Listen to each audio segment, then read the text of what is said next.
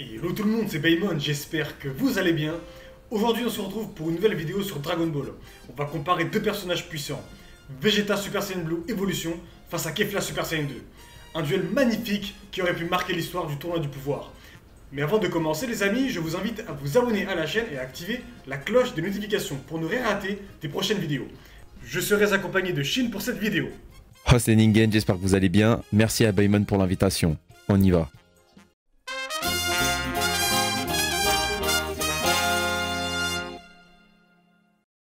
Vegeta Super Saiyan Blue Evolution est une forme que Vegeta obtient dans l'arc du tournoi du pouvoir. Cette forme représente le pinacle de la puissance de Vegeta à ce moment-là, un boost massif en termes de puissance et de résistance. Ce niveau est une amélioration du Super Saiyan Blue, un stade que Vegeta atteint après avoir poussé ses limites, bien au-delà du simple Super Saiyan Blue classique. Mais comment y est-il arrivé? En affrontant Jiren avec Goku, Vegeta a refusé de reculer, motivé par son orgueil et son désir de protéger sa famille et ses camarades. Sa détermination sans faille lui a permis de briser ses chaînes et d'atteindre ce stade supérieur. Cette forme lui offre une augmentation significative de son pouvoir, de son endurance et de sa résistance. C'est un Vegeta totalement surboosté, bien au-delà du Super Saiyan Blue ordinaire, capable de rivaliser avec la puissance du nouvel Akashin Toppo, le deuxième guerrier le plus puissant de l'univers 11.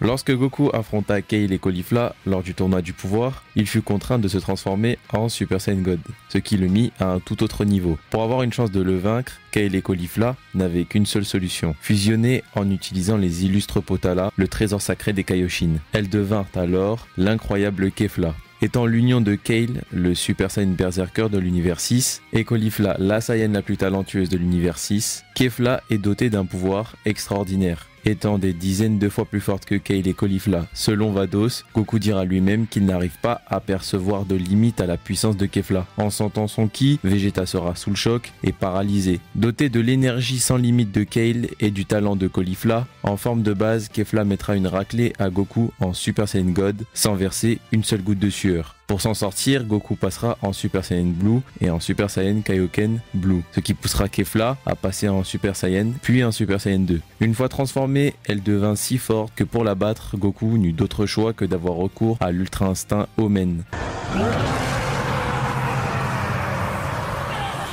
Assoiffée de combat, Kefla est un concentré de violence et d'énergie. Elle est infatigable et sa monstrueuse capacité à s'adapter et à évoluer au fur et à mesure du combat fait d'elle un redoutable adversaire. À cause de ça, Goku n'avait d'autre choix que d'en finir le plus rapidement possible. Bon, qui gagnerait? Vegeta dans sa forme de Super Saiyan Blue Evolution atteint un niveau de puissance similaire à Goku en Super Saiyan Blue Kaioken x20, voire supérieur. Il est capable de rivaliser avec des ennemis du calibre de Toppo Akashin, qui avait un niveau bien au-dessus d'un Super Saiyan Blue classique. Il est littéralement surboosté à ce stade. Il peut même envoyer une attaque hyper chargée sans en avoir à subir les conséquences.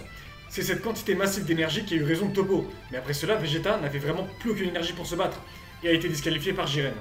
Kefla quant à elle, avec sa forme de Super Saiyan 2, elle rivalise avec Goku dans les prémices de l'Ultra Instinct. Bien qu'elle fût moins rapide que Goku Ultra Instinct Omen, elle se moquera de lui car ses coups n'avaient pas de réel effet sur elle. Kefla est dotée d'une résistance extraordinaire, et au vu de ses prouesses, ce n'est pas délirant de penser qu'en force brute et en résistance, elle rivalise avec les plus puissants personnages du tournoi du pouvoir. La vérité c'est que si Goku n'avait pas utilisé son Kamehameha slidé au bon timing, il ne l'aurait pas battu à ce moment-là. Premièrement parce qu'en force pure, Goku ne pouvait pas étaler Kefla. Deuxièmement, Goku était épuisé et ça ne fait aucun doute que si le combat s'était éternisé, il serait tombé à court d'énergie avant elle. Mais là où ça devient intéressant, c'est que Vegeta en Blue Evolution a montré une maîtrise exceptionnelle de son ki, capable de résister à l'énergie destructrice de Toppo. Kefla de son côté a des attaques brutales comme son rayon gigantesque qui force Goku à faire un Kamehameha slidé des familles. En fait, il faudrait plutôt comparer Kefla à Toppo Akashin. Si vous estimez que Toppo gagne, alors Kefla se ferait démonter. Mais si c'est l'inverse, alors c'est un autre débat. Il est possible que ce combat fictif avec Vegeta et Kefla aurait fait un des meilleurs combats du tournoi. Ce combat serait intense et pourrait aller dans les deux sens. La seule manière pour Kefla de réussir à faire quelque chose, c'est d'arriver à surprendre Vegeta avec sa force brutale et sa rapidité. Dans ce cas, elle pourrait prendre l'avantage. Mais si le combat s'allonge de plus en plus, Vegeta Blue Evolution, avec sa maîtrise du ki et sa détermination, pourrait prendre l'ascendant. En termes de puissance pure, Vegeta a clairement l'avantage, mais Kefla n'est jamais à sous-estimer. Elle aurait sûrement obtenu le Super Saiyan 3 si elle avait eu le temps de briller au tournoi, vu comment elle a obtenu le Super Saiyan 2 si facilement. Il faut aussi placer Goku en Ultra Instinct Sign au-dessus du Blue Evolution, car il est probable que Vegeta n'aurait pas vraiment fait une meilleure prestation que Goku face à Jiren.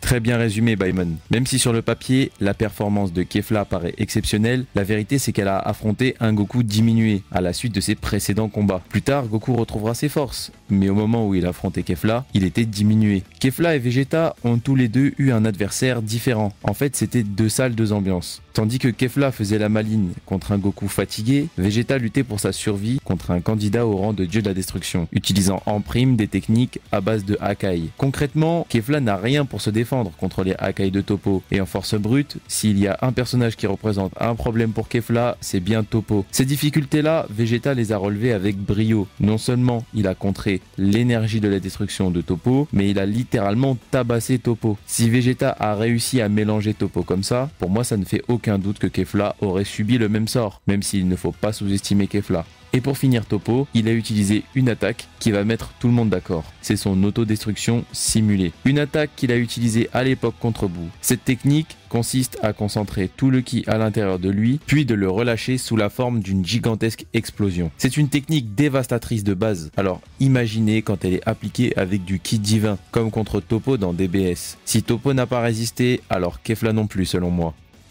Pour résumer, on aurait Goku Ultra Instinct Sign, plus fort que Vegeta Blue Evolution, plus fort que Toppo Akashin, plus fort que Kefla en Super Saiyan 2, plus fort que Goku en Super Saiyan Blue. En tout cas, j'espère que cette vidéo vous aura plu. N'hésitez pas à vous abonner, à liker et à commenter, ça me ferait super plaisir. Je vous invite à aller vous abonner à la chaîne de Shin. Il fait des vidéos sur Dragon Ball et a d'ailleurs fait une très bonne vidéo sur les fusions. Merci encore à l'incroyable Baimon pour l'invitation. D'ailleurs Baimon, je t'attends sur ma chaîne pour une autre vidéo. Moi et mon armée de Kaioshin, on t'attend. D'ailleurs dites-nous en commentaire si vous voulez d'autres collabs entre nous à l'avenir. Écrivez vos idées de duels fictifs si vous en avez dans les commentaires, ou alors d'autres types de vidéos. Bref, merci beaucoup et je vous dis à plus.